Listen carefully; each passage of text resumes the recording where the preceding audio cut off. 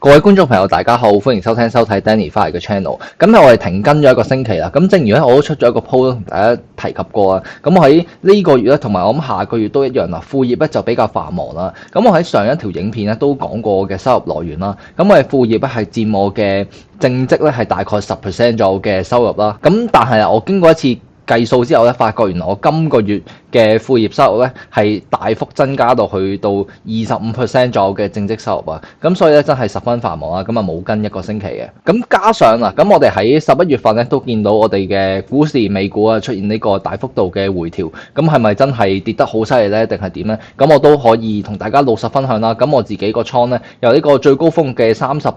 嘅 revenue 咧，咁啊跌到依家今日啱啱好就11月尾最後一個交易日咧，咁就去到得翻20% 左右嘅。咁啊最低咧，甚至乎見過得翻10% 左右嘅 revenue，咁係咪代表我應該要清倉咧？然之後即刻轉翻去 VOO 啊、QQQ 咧？咁係咪代表我係一個牛市股神咧？咁啊，我哋喺今日呢條片咧就會同大家去分享下，到底我哋喺市場呢個回調下面啦，同埋我對於 NBIS Nebius 嘅持倉更新會係點樣咧？咁我會同大家分析下 Nebius 嘅財務報告。咁事不宜遲，我哋進入今日嘅正題啦。好，去翻我哋嘅 PowerPoint 啦。咁我哋首先咧講下呢個市場嘅回調啊，同埋 Nebius 嘅更新啊。咁其實咧市場嘅回調咧係十分之健康嘅，咁甚至乎係4月嘅熊市之後咧，咁我哋都冇見過一個稍微大幅度少少嘅回調啊，咁都需要有啲回調去令到個市場咧更加健康地穩固咁成長啊，所以咧股市咧唔係淨係向上升嘅，咁佢都有機會係會下跌嘅，咁但係今次嘅回調咧其實係十分之緩和啊，咁你都冇見過一啲好急速啊，同埋一啲恐慌性嘅下跌啊，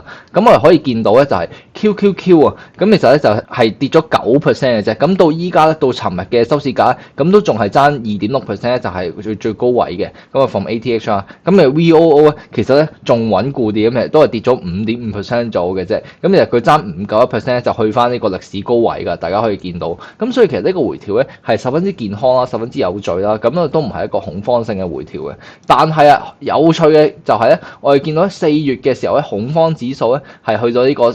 3啊，咁但係咧今次呢個11月嘅回調嘅時候咧，恐慌指數最低係跌到去7嘅，咁依家大概係呢個25左右位置啦，咁都仲係一個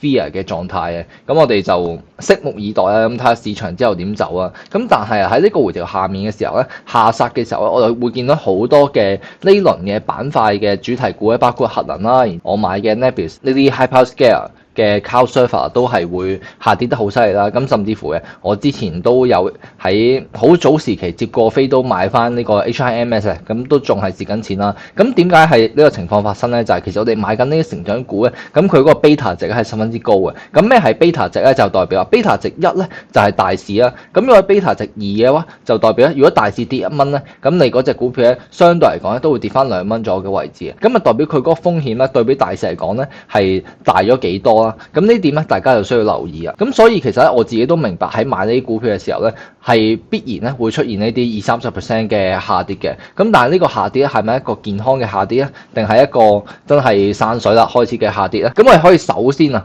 同大家睇下你 Nebius 依家咧對於星期五，咁 Nebius 咧收市價就去咗呢個95蚊左右啦。咁啊，正如啊我之前嘅影片都所講啦，其實咧佢喺呢個位行到去一個雙頂咧就並唔出奇嘅。咁因為之後咧，背後都冇一啲係 fact driven 或者 catalyst driven 嘅消息出嚟啦，咁所以其實後面呢個波幅咧純粹都係一個炒作嚟嘅啫。咁但係我哋可以見到嘅就係呢一棍開始咧，就到呢個位其實開始咧嗰個11月啦。咁啊市場咧進入一個回調嘅節奏。咁其實你大市環境差咧，咁咩股票都跌啦。咁然之後我哋呢啲買beta 值咁高嘅股票咧，咁下殺來嘅幅度咧都係十分之大啊！咁但係亦都一樣啊，正如我喺之前嘅影片所講啦，咁啊佢去到呢個 Microsoft 訂單呢個位都仲係一個支持位嘅，雖然輕輕稍微下跌咗少少啊，咁但係咧實際上咧，我哋到呢個位見到係企穩咗啊，咁甚至乎係有啲升翻上去少少嘅狀態，咁我哋就睇下之後個 price action 咁啊點樣行啦。咁啊有一點咧，大家可以留意下咧，就係咧咁啊叫雙底啊 double bottom 或者叫 W pattern嘅走勢啦，咁啊有時候咧佢係呢種 W 嘅走勢咧喺技術分析嚟講咧，好中意咧就會一個 extended W 嘅，即係你即係第二隻腳咧佢係會跌深過第一隻腳嘅，咁啊有機會咧，如果佢升穿翻呢一個頸線位咧，咁啊可以繼續向上面升啦。咁呢個我哋唔知嘅，我哋唔可以 hope for 呢樣嘢啦，即係我哋唔可以話睇到，即係話睇到呢個情況，跌到呢度喎，咁睇到個情況咧，就見到一定會行翻綠色呢個走勢嘅，咁啊未必嘅，咁啊都要睇嗰個情況發生啦。咁然之後另一個第二個走勢係點咧？咁佢有機會咧繼續係喺呢一個區間嗰個行走嘅，即係話 Nebius 開始走弱啦，咁但係喺翻呢個 Microsoft 訂單呢度咧，仲有一個支持位嘅空間啦。咁然之後加上佢係輕輕稍微跌穿咗呢個 Microsoft 訂單最低個位置，咁啊去到最低咧，甚至乎係見78蚊嘅。咁所以暫時我哋可以見到咧，咁呢波下殺跌咗落嚟之後咧，咁都差唔多成40% 嘅。咁到呢度開始有啲企穩嘅狀態咧，咁可以其實嘗試喺呢度加倉都得嘅。咁我喺影片嘅最尾都會同大家分享下，到底我嗰個加倉嘅動作係啲乜嘢啦。好啦，咁簡單同大家分析完呢個大市嘅走勢啦，同埋 Nebius 嘅技術分析嘅股票走勢之後咧，咁我哋睇下佢 Q3 嘅 earnings report 係講緊啲乜嘢啊？咁我諗咧最 significant 就係呢個，咁佢 contracted power 咧，咁啊去到2026年咧，咁佢 forecast 咧係呢個2.5 gigawatt 啫，咁啊由呢個本身1 gigawatt 去到2.5 gigawatt 啊。咁啊另一點啊，咁啱啱你都可能會睇到嘅就係其實咧基本上咧佢哋已經係可以有嘅 capacity 咧，其實佢哋都係賣晒㗎。咁依家一個問題咧，其實就係一個 supply constraint，即係你嗰個供應嘅問題咧，限制咗，令到佢哋 meet 唔到更加多嘅 demand 啦，同埋最主要咧都係嗰個電力嗰個問題啦。咁啊第二個 highlight 嘅 point 啊，就係佢哋出咗同 Meta 嗰個合作啦。咁然之後即係代表簽咗另一間 Mach7 大廠嘅生意啦。咁啊 approximately 係3 billion 啫，咁啊簽咗5年嘅。咁啊我諗咧另一個咧比較大家 concern 嘅位咧就係佢呢度咧宣布咧就係做一個 dilution， 做一個股票稀釋啦。咁啊25 million， 咁啊大概咧就係現行流通股票咧嘅10% 啦。咁即係代表咧你嘅 Nebius 咧手上咧就唔見咗10% 嘅價值嘅。咁佢哋我相信咧攞呢啲錢咧都係做一啲資本嘅支出啦。咁包括起佢嘅 data center 啊、買電啊、買地啊等等啦。咁所以喺呢個消息出嚟之後咧，咁我哋見到 Nebius 咧就算佢高開咗之後都係即刻低走啊。咁啊都敵唔過大市嘅走勢，同埋更加係呢個消息出嚟之後咧，咁啊大家比較 concern 嘅位就係呢個位。咁另外啦，咁我想同大家分享一下，咁到底 Nebius 嘅 CEO 喺呢個電話會上面同大家講過啲咩嘅消息咧？咁我諗第一點啊，就係咩叫 connected power 啊？咁呢點咧，我相信大家喺睇個財報嘅時候咧，咁我都唔明係做緊啲乜嘢㗎。咁佢同大家解釋啊，咁到底起呢啲 data center 咧，同埋要使咁多錢做呢啲資本支出係做緊啲乜嘢？咁其實咧就有3個階段嘅。咁第一個階段啦，就係呢個買地同埋買電啦。咁然之後佢下一段咧，其實佢都講過，買地同埋買電咧其實都係好平嘅啫。咁啊大概都係總資本支出都係1% 左右嘅啫。咁啊第二步就係買完地同買完電咧，就之後就係要起佢嘅 data center，咁啊呢啲外殼啦，然之後電網啦，等嘅嘢啦。咁佢呢啲咧就叫 connected power， 即係代表咧佢哋喺財報上面同大家講過嘅呢個 connected power 咧，即係佢起到800個 megawatt 至到1個 gigawatt 嘅，就係講呢樣嘢啦。咁而 connected power 呢一點咧，咁佢都話其實大概咧就係呢個佔佢哋18至20% 總資本支出啫。咁又最尾啊，剩低80%就係 deploy 佢哋嘅 GPU 嘅。所以你見到咧，其實 Nebius 喺對於點樣用佢嘅錢嚟講咧，其實都幾聰明啊。即係話咧，佢哋80% 嘅支出咧，見到有佢哋本身簽咗嘅 contract 啦，同埋佢哋見到一個 clearly feasible demand 啫，佢哋先會 deploy 啲 GPU 啊。即係80% 嘅錢咧，咁都係喺有需要嘅時候咧先會用嘅啫。咁即係話，就算真係冇需要，就算真係最尾有啲人話咩吹大咗起多咗咧，對於佢哋嚟講咧，嗰個 cost 咧都唔會使咗好多嘅啫。咁但係更加何況嘅就係，其實依家就係完全唔夠電啦，完全唔夠呢個算力啦。咁所以對於佢哋嗰個 strategy 嚟講咧，我諗咧呢個係真係相對安全嘅，同埋相對醒目嘅做法啦。咁另一個 highlight 咧，咁佢哋都透露咗啊。咁即係呢個主持人問佢哋啊，咁樣 target 2.5個 gigawatt， 咁係咪代表咧，如果你2.5個 gigawatt 你都 deploy 到咧，就代表咧你係有呢個20 billion 嘅收入咧？咁其實佢哋都話其實 fair to assume 嘅，咁即係呢個都係個 highlight，大家可以留意下啦。即係2026年，如果2.5個 gigawatt 都可以做得晒出嚟嘅，咁啊代表佢哋係可以攞到一個20 billion 嘅 revenue 嘅。咁另外都話講緊其實佢哋到底以前係點樣做啊？其實佢哋都做過啊，咁其實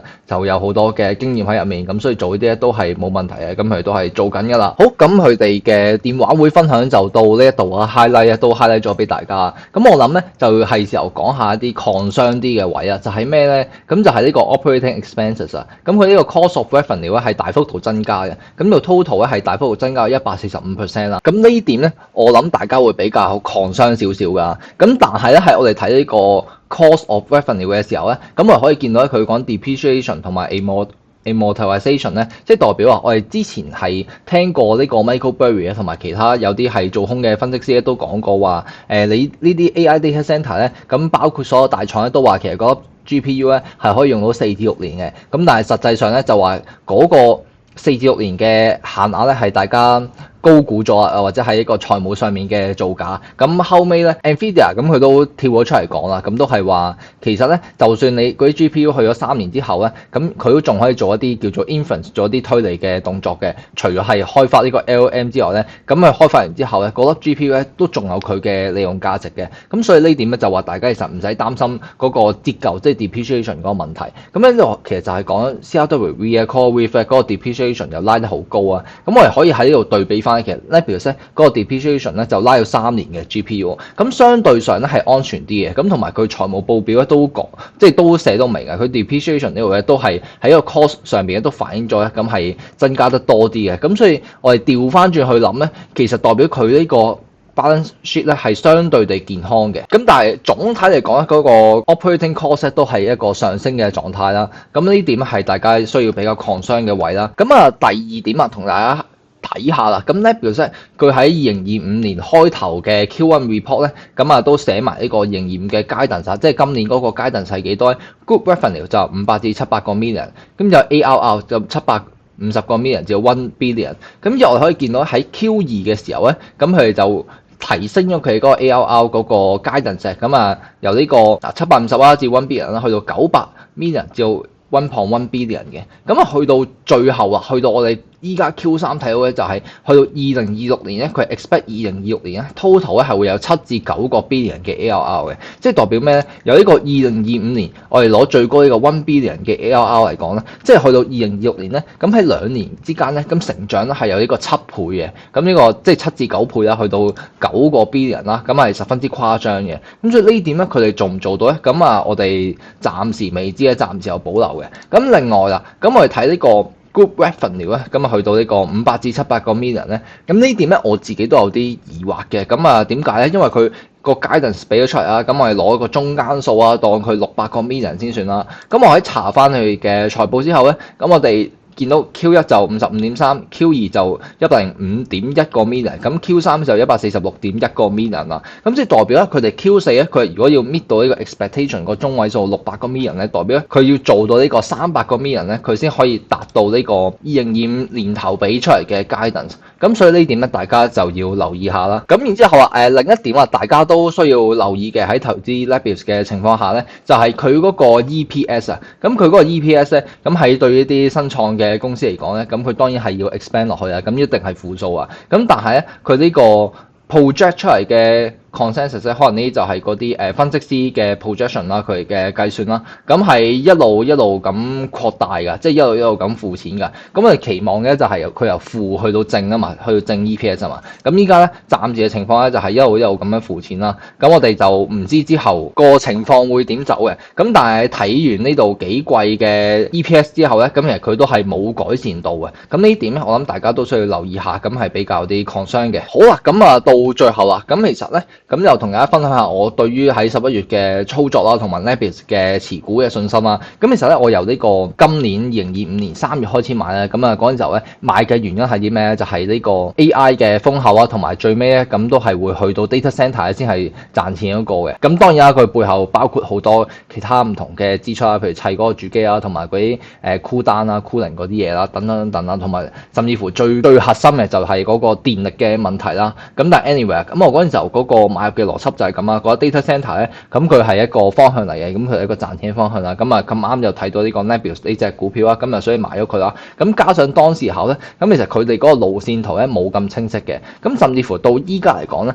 你話對於依家 Q3 嗰個 financial report 出咗嚟啊，對比起之前買入嘅時候咧，我覺得係更加清晰咗，因為咧點解佢簽咗好多唔同嘅大廠嘅訂單啦，同埋一路 expand 落去啦，咁佢亦都比市場睇到其實佢哋係有能力去簽訂單，有能力去 expand 去擴展佢間公司嘅。咁對於呢個 EPS 嚟講咧，咁可能仲爭少少嘅啫。咁所以我覺得依家其實 Nebius 嗰個前景係比之前咧更加明朗嘅。咁因為之前咧就係大家講緊話，對於你呢啲細公司到底有冇能力可以攞到一啲大單出嚟咧？咁結果咧佢哋就用行動說話證明咗俾大家睇，呢啲細公司嚟講都有能力可以簽到啲大單嘅。咁即使係咁啦，咁就算我操作上面咧，其實咧我都係蝕錢㗎，可以唔怕同大家去誠實分享啦。咁我喺呢度呢一日咧，咁120幾蚊，咁賣出咗大部分 Nebius 之後咧，咁我喺呢度咧就唔小心啦，咁都係買翻少少啦，咁都係好少嘅啫。咁最大鑊嘅買入動作喺邊度咧？咁就係呢一日啊，咁11月12號啊，咁我喺見到跌穿100蚊之後咧，就買咗我好大部分嘅 position 喺入面啦，咁結果當然係繼續向下跌啦，最低去到78蚊啦。咁如果我可以再等下嘅，咁跌到去跌穿90蚊嚟講，即係80幾蚊入咧，我覺得咧喺翻呢一條線嗰度咧都相對係理想嘅入場位啦。咁但係可惜啊，咁之後我因為係呢一下咧，咁入嘅時機唔啱，同埋嗰個 position 太大咧，咁其實我到依家咁收市價去到95蚊咧，都仲係輸緊錢嘅，甚至乎之後嗰啲係90蚊啊、80幾蚊又買少少有錢賺到去，都係輸咗錢嘅。咁呢個80幾蚊咧，咁點解有 trade 嘅動作咧？就係因為我買完之後咧，就發覺我剩低嘅資金咧，今日得翻5% 嘅啫。咁我覺得喺呢個對於我自己一個倉位嚟講咧，係有啲危險嘅，所以我就係變相做咗一個短炒啊，咁呢個係有錢賺啦，但係都係一個短炒，冇乜意思啊。咁喺呢度賣翻出去啦。咁我依家仲有大概11-12%左右嘅資金啦，咁可以再買啦。同埋我另外自己場外咧，即係自己銀行 account 咧，咁我每個月出糧咧，仲有錢咧可以再加嘅。咁但係我相信咧，到呢一個位開始咧，我哋見到一啲企穩嘅狀態咧，咁呢度咧大概係暫時一個底部嚟嘅。咁所以如果有喺高位買咧，譬如大家咁唔使擔心，我同大家都一樣咧，我都係喺度坐緊艇嘅。咁我依家咧，咁我呢個呼圖牛牛啦，咁我嘅 Nebius 持倉咧就去到呢個佔咗我總 account 嘅31.7% 啦。咁跟住我有184股 Nebius， 同埋我嘅總成本咧拉翻勻咧就係67.3嘅。咁暫時嚟講，我都會繼續去攞住啦。咁因為其實佢 project 出嚟2026嗰個解能咧都係比較promising 啲嘅。咁如果你想睇更加多關於 Nebius 嘅分析嘅，咁可以喺 Seeking Alpha 嗰度睇啦。咁其實我都冇俾錢冇買 account 嘅，咁有啲嘢睇唔到啊，咁但係唔知點解有啲咧又睇到嘅。咁譬如呢度即係 Analysis 呢度咧都會睇到有人講啦。咁另一點就去呢個 Reddit 嗰度睇啦，又或者甚至乎 Twitter 嗰度去睇下啲人點講嘅。咁但係我自己睇得多咧，就係 Twitter 嗰邊咧就好多人都係好無腦咁樣就話係呢隻係好股票咁樣，咁日日喺度亂嗌升嘅。咁佢都係噪音嚟啫，都係冇咩好睇嘅。咁反而 Reddit 嗰邊咧就會有多少少嘅分析啊。咁但係嗰啲分析咧，因為你都係有一個少少嘅 bias 喺度啊，咁可能嗰啲人有個 position 喺入面啦。咁所以最好嘅，咁你喺 Seeking Alpha 睇啲 analysis 啊，又或者可能富途牛牛嘅，咁佢有時咧都會喺資訊嗰邊都有得睇啦。咁甚至乎咁可能真係自己做功課，自己去睇多幾個 source， 咁自己睇個財務報告，自己判斷，自己再去研究嘅啫。咁我呢一條片咧都係俾大家做一個參考啊，咁絕對唔係去鼓勵你去買 Nebius 嘅股票，咁因為咧呢啲風險嘅嘢，大家都需要自己去衡量自己承擔幾多啊，同埋自己最好自己做足功課去研究好啊，咁你先買入隻股票，咁唔好到時輸咗就賴人啊，輸咗就話人哋亂咁講啊，燈神點，咁最尾咧買入同埋賣出嘅動作咧都係你自己去撳入去啫，唔係人哋去操作嘅。好，我哋今日嘅分享咧就到呢度啦，咁我哋下星期日晚7點鐘繼續再見啦，拜拜。